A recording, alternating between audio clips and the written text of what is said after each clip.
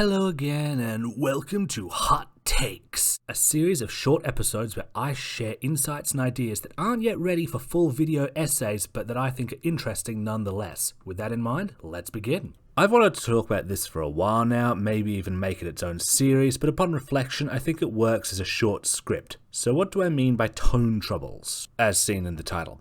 Well, basically, I am referring to when the writers of something are not on the same wavelength as the audience engaging with it. This is not a writer bad or audience bad thing so much as an observation on both sides of the issue.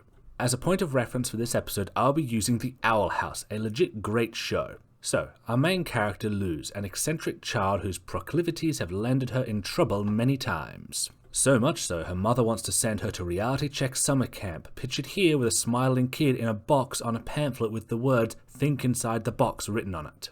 This was followed up by Camilla pressuring Luz into throwing away her favourite book about Azura, which obviously upsets Luz. After travelling to a magical world, Luz finds herself more at home with the finger quotes weirdos of the Boiling Isles. She draws a somewhat direct parallel between herself and those locked in the Conformatorium, a place where people are kept for disrupting social cohesion by being weird, and are also tortured. The episode ends with her pretending to have gone to summer camp but actually staying in the Boiling Isles. Naturally, fans took this and ran with it, believing it can't be akin to the traumatic and evil conversion camps of real life, or like an abusive boarding school, etc. And series villain Bellows was a Puritan terrorist colonizer who gutted a local culture, colonized it, and then tried to enact genocide for the Abrahamic God. This show goes hard. So given the presentation in the episode, yeah, I can see why people assumed the worst.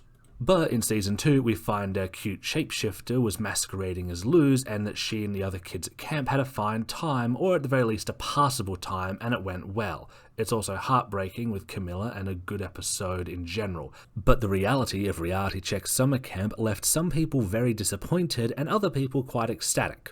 Thus, was it reasonable for fans to have made those connections between the Conformatorium and the camp in general? After all, the kid in the box is probably meant to be a joke, and Camilla's presented as a good mother who Luz loves. Even when her greatest fear is her mother, it's tied more to disappointing and scaring her rather than her ire. Plus, Luz is our main character, but that doesn't make her a wholly reliable narrator. But by the same token, bidding something she loves, her decision to stay in the Boiling Isles, and the general thematic comparison between the prison and the camp were all there. Plus, we are still invited to identify with Luz on these issues and to generally endorse her decision. I don't think this is inherently bad writing, or a case of the audience needing to touch grass, so to speak. I think it's just a case of the tone aimed for with the camp and maybe a joke surrounding it crashing up against the more serious plot of the Boiling Isles.